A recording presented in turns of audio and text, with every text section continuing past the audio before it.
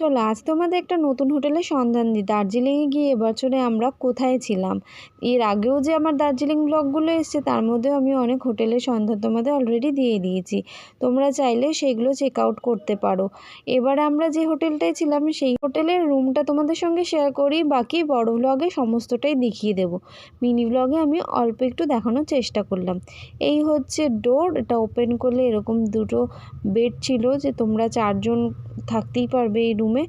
আর রয়েছে একটা বাথরুম, যে বাথরুমটা ভীষণ ক্লিন। তার সঙ্গে পেয়ে যাচ্ছ এখানে একটা ওয়ার্ড্রব, আর রয়েছে টিভি, আর এছাড়াও তোমরা বেড টেবিল তো পাচ্ছই। চলো এবার বাথরুমটা দেখিয়ে দিচ্ছি। বাথরুমের ভিতরে এরকম কোমর পেয়ে যাচ্ছ, তার সাথে পাচ্ছ কিন্তু গিজার, তার সাথে বেসিন উইথ মিরর। ঠিক আছে, নিট অ্যান্ড ক্লিন, খুবই সুন্দর। আর এখানকার লাঞ্চের জায়গাটাও তোমাদের দেখিয়ে দিচ্ছি। এখানে কিন্তু লাইব্রেরিও আছে। কেমন লাগলো ভিডিওটা অবশ্যই কমেন্ট